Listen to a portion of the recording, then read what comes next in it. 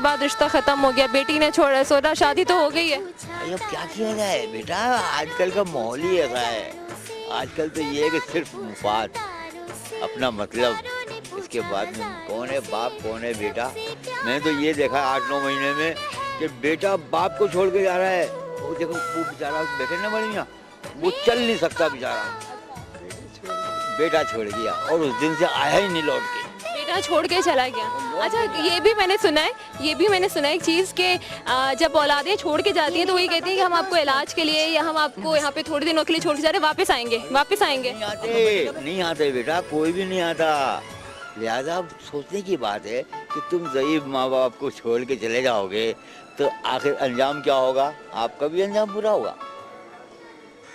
नेकी कर कुएं में डाल, अल्लाह का फरमान है, जैसा करोगे वैसा में भरोगे। औलादें तो उनकी भी होंगी, मैं देखने की बात है कि अब उससे बेचारे से चला नहीं जाए, बैठा नहीं जाए, उठा नहीं जाए, उसको छोड़ के चले गए, उसको मुड़ के नहीं देखा। अब हम ही लोग बेचारे को उठाते हैं, बैठाते हैं, पेशाब कराते हैं। अब बताइए कौन कराएगा इनको? एक दूसरे का, मैं अभी अंकल यही कह रही थी कि आप लोग एक दूसरे के यहाँ पर एक रिश्ते बन के, खूनी रिश्ते तो चले गए सारे, आप लोगों ने आपस में ताल्लुक जोड़ लिया है। आप भी तो लाजमी जोड़ना पड़ेगा, क्योंकि यहाँ पर रहना है हमने। मैं तो कहता हूँ ये साहब को अल्लाह ताला ने फरिश्ता बना के हम लोगों से उतार दिया। ये फरिश्ता उनके बेचारा हम लोग को रोटी तो दे रहा है, सर छुपाने की जगह तो दे रहा है, अपने तो एक रोटी, जिनका कोई रिश्ता ही नहीं है वो ये कर रहे हैं। और अब देखें ना, जिसके रिश्ते हैं, भतीजे हैं, भांजियाँ हैं, सब हैं, एक रोटी एक टाइम की नहीं खिला सकते और जूते मारेंगे अलग। आपकी बेटी ने कभी नहीं आके पूछा कि बाबा तो पंजाब कोई पाकिस्तान से बाहर थोड़ी है? क्या कर सकते हैं, देखो ना, वो औलाद है, अब वो मजबूर है बेचारी। क्या मजबूरी अंकल, ऐसी क्या मजबूरी? वो औलाद है, वो आपसे मिल, क्या कह सकते हैं किसी के साथ, क्या कह सकते हैं? शिकायत है बेटी से है या नहीं है? बेचारी से कोई नहीं शिकायत नहीं है। मिलने आती है कभी? एक दो आई थी बेचारी है, गोली मारो मेरी वो रहती है, चच्ची रहती है, वहाँ आती है वो, तो वो वहाँ से फ़ोन कर देती है, तो मैं जाता हूँ मिलने। अब मेरा ख्याल साल भर से तो ज़्यादा आई नहीं हूँ, उसके 3-4 बच्चे हैं। लिहाजा ये बेटा वो टाइम नहीं रहा अब पहले जैसा। अब तो टाइम ऐसा आ गया है कि नफ्सा नफ्सी वाली बात कि बाप को औलाद छोड़ के जा रही है। दुख होता है? क्यों नहीं होता बेटा, दुख की बात ही है कि बाप जब ज़ईफ हो जाता है। हमने तो ये देखा कि हमारे दादा नाना बीमार हो जाते थे, बुढ़े हो गए थे, तो हम लोग खिदमत करते थे उनकी, उनको बैठाते थे, उनको प्यार मोहब्बत से बातें करते थे। अब कहाँ हैं? अब तो औलाद छोड़ के जा रही है बाप को और मुड़ के। पहले तो ऐसा भी होता था कि औलाद अपने बाप से मतलब डरती, कि माएँ कहती थी कि तुम्हारे बाबा को बता दूंगी, पापा को बता दूंगी, तुम्हारे अब्बू आए तो मैं बताती हूँ, तो वो एक बच्चा डर के खौफ में इधर उधर छुप जाता था। अब तो वो बाप के सामने खड़े होकर ज़बान चलाना, बाप और वो ज़बान चलाना, चलो छोड़ दो, वो उठा के छोड़ के चले जाते हैं, तो फिर उससे ज़्यादा क्या? कहाँ है वो दौर, ख़त्म हो गया। पहले वाले हम लोगों जो दौर था वो प्यार मोहब्बत वाला दौर था, एक दूसरे से मोहब्बत करते थे, एक दूसरे से दुख दर्द में काम आते थे। अब नहीं है। अब तो अल्लाह इनको तौफीक नेक दे, इन लोगों को हो गए शैतान गालिब। अंकल, अगर आपको अल्लाह ताला औलादों में बेटा भी देता तो क्या आपको क्या लगता है कि वो आपका ख्याल रख सकते थे? ख्याल यही करता है दिमाग कि जब मैं इनको देखता हूँ, दो ज़ईफ हों, वो बेचारों से चला नहीं जा रहा, तुम उनको छोड़ के चले जा रहे हो, ना उनसे पूछ रहे हो, ना उससे बात कर रहे हो, मुड़ के नहीं देख रहा हो, तो मैं तो अल्लाह से दुआ करता हूँ मेरे मालिक मुझे औलाद नहीं दी तो अच्छा हुआ। वो बताए ना, वो दौर नहीं रहा, वो जो हम लोग छोटे छोटे थे ना, वो दौर नहीं है। अब तो बाबा माफ़ी करे अल्लाह, बस अल्लाह ही माफ़ करे। हम तो कहते हैं अल्लाह में हाथ पैर चलते ही उठा ले, मेरा मौला बस अब नहीं चाहे, ज़िंदगी नहीं चाहिए। 75 की मेरी उम्र है, मैंने बहुत दुनिया देखी, बहुत देखी दुनिया, बहुत नोट कमाए, सब कुछ किया, मगर कोई किसी का नहीं है। कोई रिश्ते भी नहीं, खत्म 17-18 तो भांजे भांजी हैं। अच्छा, और उधर से पूछना ही नहीं, चलो बेटी तो गई तो वो ही नहीं पूछ रहे। अरे भाई जो बहनें नहीं रही तो भांजी भांजे क्या करेंगे? इनकी भतीजी ने भी रखा था, कुछ अरसे तो रखा था ना अंकल? कितने अरसे रखा? काफी दिन रहा उनके साथ, ایک انسانی ہمدردی میں کر لیتا ہے نا. دیکھیں آپ جن کا نام لے رہے ہیں کیسی شخصیت کا, انہوں نے تو پتہ نہیں کتنے بے سہاراؤں کو رکھا ہے اپنے پاس. اللہ تعالیٰ اس کو اور بیچارے کو صاحب کو اور دے. میں تو کہتا ہوں اللہ تعالیٰ نے ہم لوگوں کے لیے فرشتہ اتار دیا. دیکھیں نا وہ کوئی رشتہ نہیں تھا نا آپ لوگوں سے کوئی رشتہ نہیں تھا نا آپ کے, لیکن بھانجے بھانجیوں کا تو آپ سے رشتہ ہے. بالکل, مگر اللہ تعالیٰ نے, میں بتا رہا ہوں نا آپ کو, اللہ تعالیٰ نے ایک فرشتہ بنا کے اتارا ہے ہم لوگوں کے لیے. کیونکہ اللہ تعالیٰ بولتا ہے میں میرے بندے میں تیرے کوئی نہیں ہوگا, میں تیرا وسیلہ بنا کے اتاروں گا. یہ ہمارے لیے وسیلہ بنا دیا. ہم دیکھیں یہ ضعیف بیچارے, وہ ضعیف ہیں, ان سے چلا نہیں جاتا, ان سے بیٹھا نہیں جاتا, تو کس کے لیے اللہ تعالیٰ نے ایک وسیلہ بنا دیا ہم لوگوں کے لیے. مگر ایک خون جو ہے نا ہمارا خون رشتہ, آئی ڈونٹ نو. وہ جو بچے اپنے ماں باپ کو دیکھ رہے ہیں, بے شک وہ یہاں لے کے نہیں آئے, ان کے گھر میں موجود ہیں, لیکن ان کے ساتھ سلوک تو ایسے ہو رہا ہے جیسے ماں باپ کے ساتھ وہ سلوک جو نوکروں کے ساتھ کیا جاتا ہے. کھانا کھلا رہے ہیں تو احسان کریں, بہویں آ رہی ہیں تو جی وہ کوئی احسان کہ ہم نے آپ کو دیا, میرے شوہر کی کمائی, اور ایسی چیز ہم ڈراموں میں دیکھتے ہیں. اصل زندگی ہے یہاں پہ, اصل زندگی ایسی بکھری ہے. ان کو کیا کہیں گے آپ, کیا کہنا کہہ سکتے ہیں؟ ان کو تو اللہ تعالیٰ ہی نیک نہیں دے, اچھا ہے. ارے بھائی پہلے کے لوگوں کے ساتھ ہمدردی کرتے تھے, پیار محبت سے بہویں کھلاتی تھیں, پیار محبت سے ہر کام کرتی تھیں بیچاروں کا.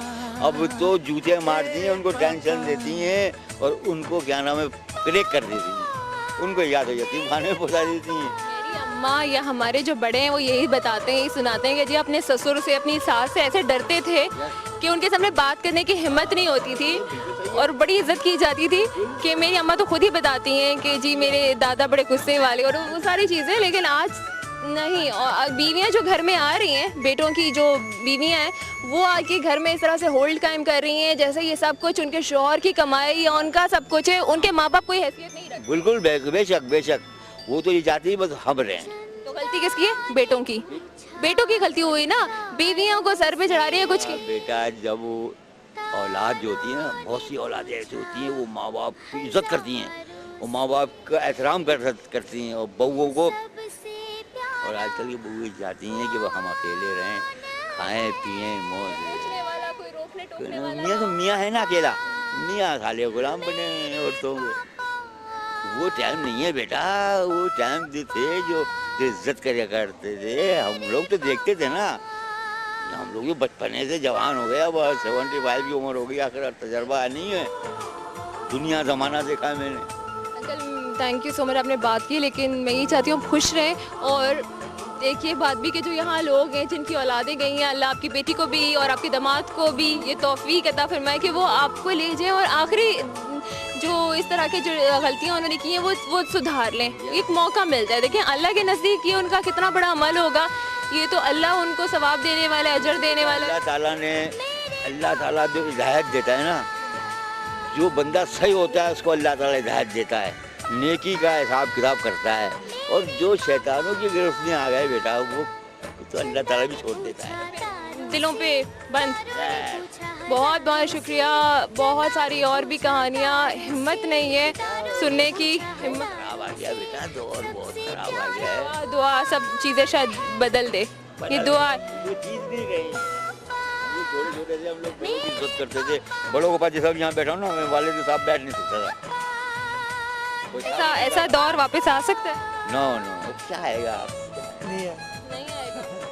1 روپے کا 4 کلو بیٹا آٹا کھایا ہے, 1 روپے کا 4 کلو. لیکن بہت ساری ایسی اولادیں ہیں جو اپنے ماں باپ کی آج بھی عزت کری ہیں, کچھ ہیں ایسے ہی, کچھ. آٹے میں نمک بیٹا, آٹے میں نمک کیا کرے گا مجھے بتاؤ. 99% تو کچھ مجبوری میں کر رہی ہیں, کچھ اپنے فائدے میں کر رہی ہیں. بھائی دیکھو نا بیٹا, 99% تو صحیح ہیں, غلط ہیں, اور 5% صحیح ہیں. تو 5% کی کیا گنتی ہوگی مجھے بتا. آٹے میں نمک ڈالو, آٹا تو زیادہ ہے, نمک کم ہے, ملے گی بھی نہیں. وہ دور ختم ہو گئے. اب میں تو کہتا ہوں اللہ تعالیٰ بس عزت سے ہم لوگوں کو اٹھا لے, بس اور کچھ نہیں ہے. بہت کچھ دیکھ لیا. آپ لوگوں کو اور ہمت دے. میں یہ کہوں گی اللہ تعالیٰ ان لوگوں کو اور ہمت دے, ان لوگوں کو خوش رکھے جو یہاں پہ بیمار ہیں, اللہ تعالیٰ انہیں صحت یاب کرے. اور خاص طور پر یہ جو اولادیں جو اپنے والدین کے ساتھ غلط کر رہی ہیں, اللہ تعالیٰ ان کو توفیق عطا فرمائے کہ اپنے ماں باپ کے ساتھ پیار اور محبت سے پیش آئے, انہوں نے آپ کو چلنا سکھایا, انہوں نے آپ کے لیے کتنا خیال رکھا ہے یہ آپ سوچ بھی نہیں سکتے. ساری زندگی بھی ان کی خدمت کرتے رہے تو ان کا احسان کا بدلہ ہم نہیں چکا سکتے. ٹائم یہاں پہ ختم ہو رہا ہے اس بات کے ساتھ کہ ہم جو آج کر رہے ہیں, ہم اپنے والدین کے ساتھ جس طرح سے بھی اچھے ہیں تو اچھا صلہ ملے گا, برا کریں تو برا صلہ. کسی کو نصیحت کرنا, کسی کو سمجھانا, یہ سب الگ بات ہے. جو بندہ سمجھ نہیں چاہے اس کو نصیحت کیا کرے. تو یہ سوچ لیں کہ اگر آپ اچھا کریں گے تو اللہ تعالیٰ آپ کو اچھا اجر دے دے گا, برا کریں گے دنیا مکافات عمل ہے, جیسا بوگے ویسا کاٹو گے. آپ کی اولادیں بھی بڑی ہوں گی, کہیں آپ بھی اس جگہ پہ نہ بیٹھے ہوں اور بہت بری حالت میں, بہت ہی بری حالت میں. یہ یاد رکھیے گا. اجازت دیجیے گا. اللہ حافظ.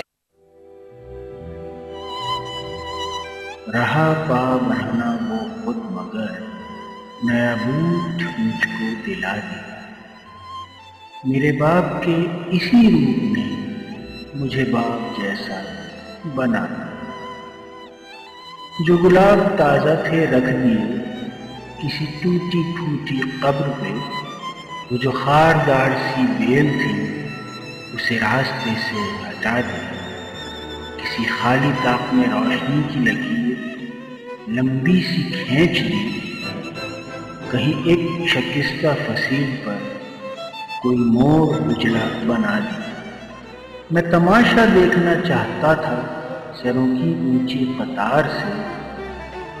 میرے پیر کاندھے پہ رکھ دیے, مجھے دوسروں سے بڑھا دیا. جو گلہ کیا کہ شدید دھوپ میں یہ سفر ہے بہت کٹھن, تو ردا میں مجھ کو چھپا لیا. کڑی دھوپ منہ سے بچا لیا. کبھی سردیوں میں ہوا چلی تو ٹھٹھرتی رات کو فرش پر میرا باپ چپکے سے سو گیا. مجھے اپنا کھیس یاد دیا.